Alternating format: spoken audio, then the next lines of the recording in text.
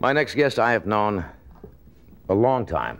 I think the first time I saw Johnny Winters was when I was back filling in for Jack Parr. A lot of people forget that Jack Parr had a morning show. Do you remember that? Sure I do. Yeah. On CBS. He used to do it out of Grand Central Station. They used to do 3 hours. I don't know why I got into this, but I was thinking he did it at 7 in the morning and did 1 hour for the East Coast. This is all live. Then the Midwest and the West Coast would pick up the second hour.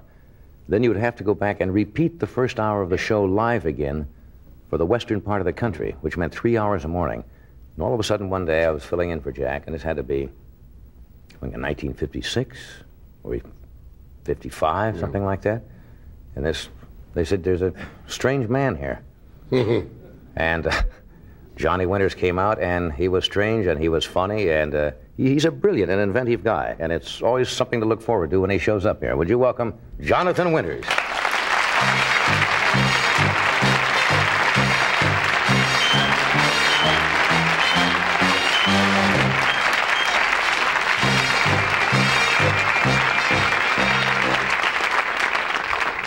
So you know, almost a standing ovation there. They were in a like this. It was kind of a.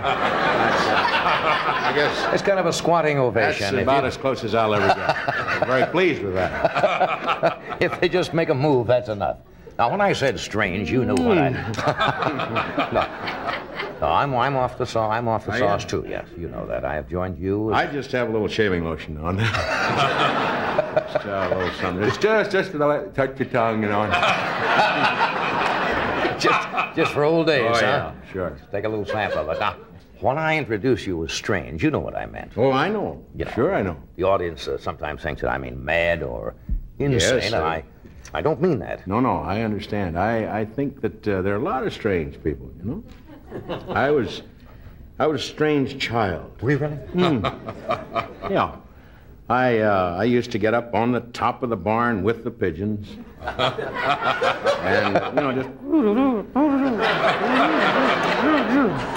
And to see a man, you know, in full overalls go, hey, what's he doing up there? Then when I tried to jump down, why, you know, they'd stick you with a fork. So that kind of set your life, yes. You never really lived on a farm, did you? Did you live on a farm? Yes, oh, you yes, did? I lived on a farm first 7 years of my life. Well, I didn't know that. I used to go along the creek banks, as we call them. The creek. Not the creek. Later on in school, you were told, you know, to say creek. But I still say creek. And what the hell with them? You're out of school? I'm out of school. I paid their little bills. And, but I shucked corn and cut wheat. Made a great salary. I think 3 months, $25 was tops to get my bicycle. And I always tell my boy that, and he does this. Yeah.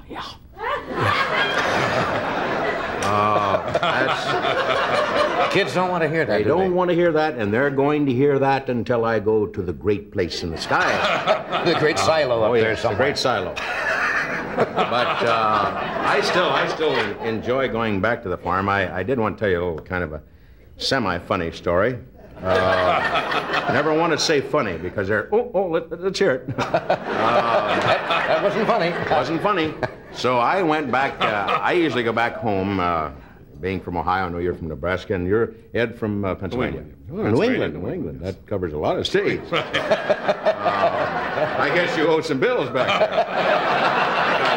The minute that's like my saying the Middle West. It's all right. I went home this last weekend, you know, to Nebraska. Oh, did you go home to Nebraska? I went home to Nebraska, yeah. We're up there. I had a great time. 2 folks from Omaha. Did you? But you returned home, huh? I returned home for, my reason was for money. I went home to do a commercial just north of Cincinnati, and, guys, thank you. Nebraska and Ohio are tied. But at any rate, I went up to see an old friend of mine, Wally. I don't think we have to give Wally's last name, for a lot of reasons. But he had the big blues on, the big Bens, as we call the full bib overalls. And I went in to see him. He was getting ready for, it was fishing time now back home. You know, it's been a couple of months now, I guess they've been fishing. They've had some tornadoes which took the majority of the fish away.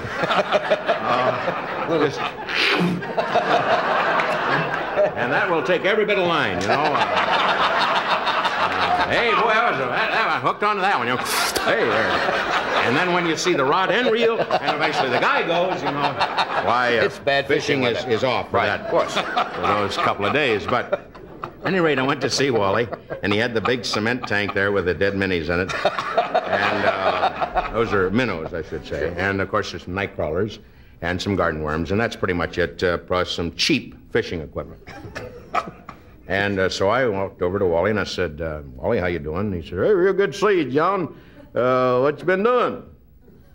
And so right away I have to fill in, you know, some 20 years, and I said, he said, are you out there on Elmwood? And I said, oh, no, I'm not on Elmwood Avenue. I've been out there. Looked at him kind of, you know, strange. He was looking at me.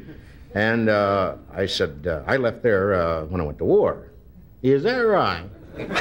Are you out there on St. Paris Pike? Your mom was out there. Yeah, my mom's dead now, and so is my stepfather. Hell, he is. So now, he said, well, where are you? And I said, I'm out in California. I was 11 years in New York, and I live out in California now. I was out there in Long Beach in the Navy during WW2. And I said, well, there were a lot of people in the Navy, I guess, up and down the coast. And he said, I was beat up there one night in Long Beach by some guy. I don't know what he was, beat me up, but I managed to get back aboard ship with a real good tattoo. And so that was his experience in this western area. And then he said, well, what are you doing? And I said, well, I'm in television, Wally. He said, you know, Ruth Ann's got a Zenith. I wonder if you'd take a look at it.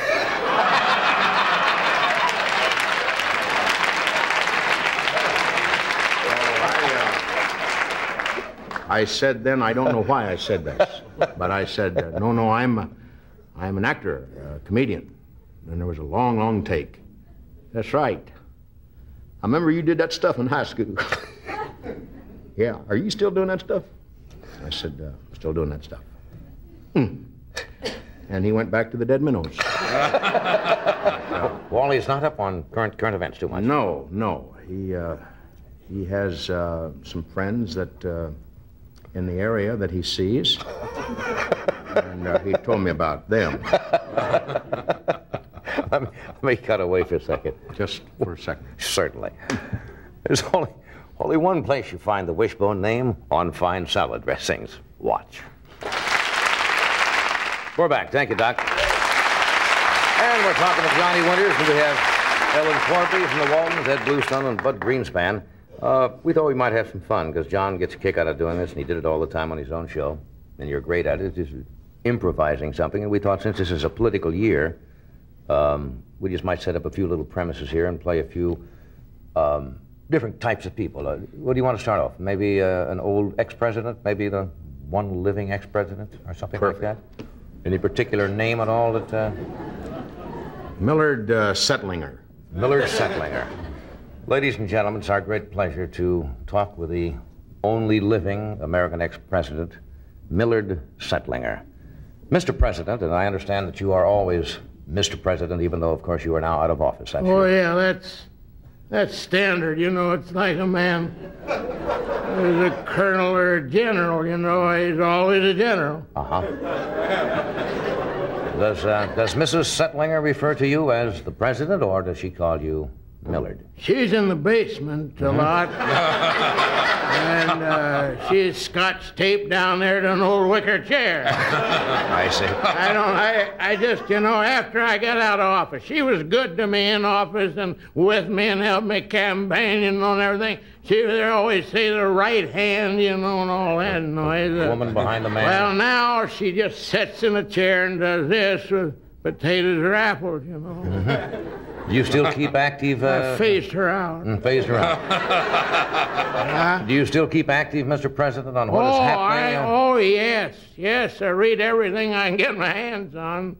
I go through a drugstore real quick and pick them up, you know, and read them, and then end up with some milk, you know, cookies, rather than pay for the magazines. Mr. President, now this question I hope, Mr. President, you realize that I'm asking this question with all due respect of your office, but it's well known to the voters of this country that you were a poor farm boy. Oh, gosh, we didn't have anything. You became president. You come from a poverty-stricken family, and yet today you live in a $6 million home.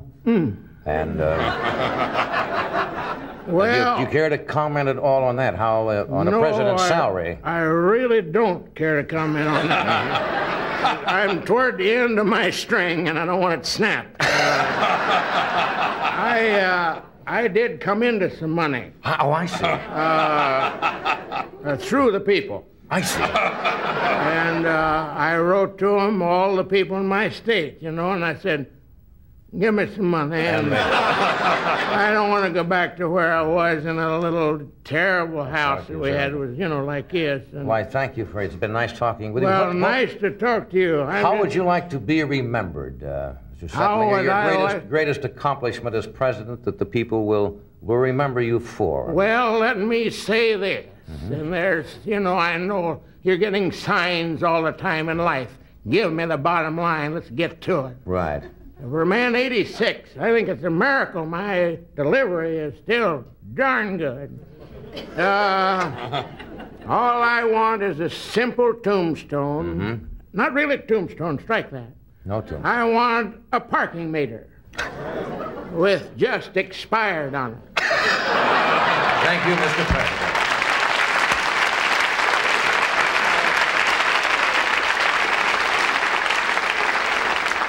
Now let's just go 180 degrees from that and take the role of a brand new eager beaver, young senator or congressman trying to run for office. Who would you like to be called? Brainerd Stayfuss. Ladies and gentlemen, I'm here with Brainerd Stayfuss. Brainerd Stayfuss. Brainerd Stayfuss from this district, who is running for United States Senator. No, I'm running for president. Running for president, I see. Well, I have been a senator. I'm tired of that. I see. You want to move up. Yeah. Don't you think you announced a little late, Mr. Stayfuss, to enter this race? Better late than never. That's one of our little things on our bumper stickers. That's not exactly the most original slogan, I might point out. No, it isn't, but we've been handicapped with only 6 people working in my staff, 2 teenagers, a veteran of a war, and my brother, my sister, and myself. And I'm really excited because I got some fantastic ideas. I really do. How does your program differ from any of the other candidates? What are you going to give the people? Well, I'm going to give them more woods. More woods. More woods, more hillsides. You're an environmentalist. You better believe it. I live out in the woods a great deal of time. I'm an outdoor guy. You can look at this. Who would live indoors with this stuff? I love nature. I love nature. I love nature. I'd put a stop to the gun law. I think we ought to have guns, but they should be made of licorice. So if you say freeze, the guy just bites the gun off. Well, that's certainly a new approach, but you'll probably hear from the National Rifle Association about that. You're going to hear from somebody all the time. Right. My phones are open. So we have 2. Back to nature. Back to nature. Back to nature is number woods. 1.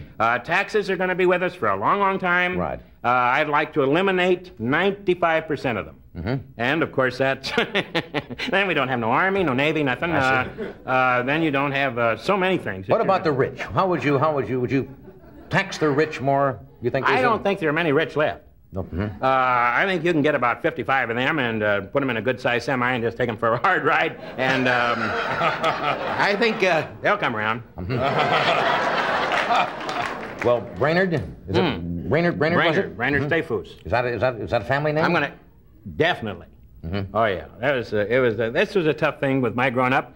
I was one of those kids, believe it or not, was very thin as a child and was beaten up through and into high school. And then my body took its place in life. And I turned on guys and dropped them, boy.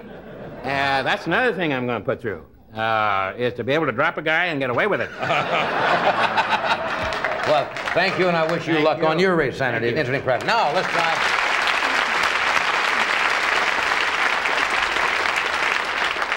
Let's talk to one of the voters. Now, voters are confused. I'll just talk to a typical befuddled voter here, because your name, sir, is? Alan Goinlinger. Alan? Goinlinger. Goinlinger. Where are you from, Alan? From the South. From the South. Mm-hmm. Do you have any particular political affiliation at all? What bothers you, Alan? Well, so many things. Mm-hmm. I like a pretty face. I think that's true of men and women. They like a pretty person. An uggo's no fun. Uggo's no fun. Uggo's no fun. I want to see a pretty face. I think a pretty couple in the White House would be nice. Well, a lot of people, you see, Alan, think that is the problem with television, that people vote for the person's image rather than their intellectual capacity. And I do. I vote for person's image. For person? I don't care what they've got in their gourds. You don't, huh? As long as they're pretty, nice looking. As long as they're looking. pretty, get on the plane pretty, get on the train, the bus pretty. That's all. Be pretty. Be pretty. Be pretty. Be pretty. What do you do for a living, Alan? Well, I've tried so hard to find myself. I feel for the young people. My son has had a hard time finding himself, and his grandson, or my grandson. My wife is having a hard time finding herself. We just can't find us. I see. Well, so I think in getting a new president, maybe I'll find myself through him or her. I really, what I have. My late brother. I'm sorry, I didn't know. It's all right. Oh, I'm sorry. All right. I was waiting on him to go. He left me $46,000. That's nothing today. I just couldn't, I had one party and it was gone. But he would have wanted me to do that, I think. But I'm very happy. I travel around a great deal, just all over America. Liking meeting pretty people. You stay long enough in a good airport, you'll see somebody pretty. I found somebody the other day, a very attractive woman. How about Mrs. Gunlinger? Is she what you would call a pretty woman? Did you marry her? Yes, I married her about a year ago. I married quite late. Oh, I see this. I'm 50. She's 49. That is quite late, and is there any particular It's reason late you for waited? her. Late for her. It's late for me, too.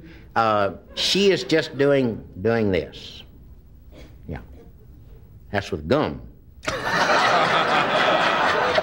So, how long we'll stay together, I don't know. I thank you, Mr. Gunlinger, for being with us. It's been nice to get the voice of the voter today. I appreciate being here. I'm sorry my wife couldn't get here. Oh, she's not here today. No, she fell off the bus. She bombed. But she got on with a young teenager on a motorcycle, and they went off into Bakersfield. Thank you, Mr. Gunlinger, for that voice of America. Look. Hey, it's always great to have you here. Well, I hate to run. I'm doing a play in Bakersfield, and Albert Denler, Walker Stench,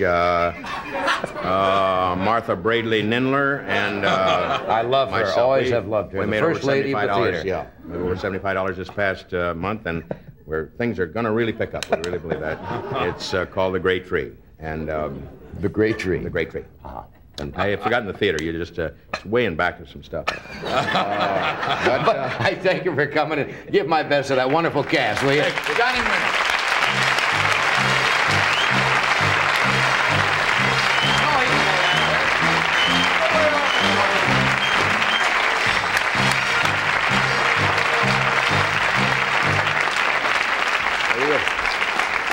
A crazy mind on him, hasn't he? Funny man. We'll be right back after this, so stay where you are.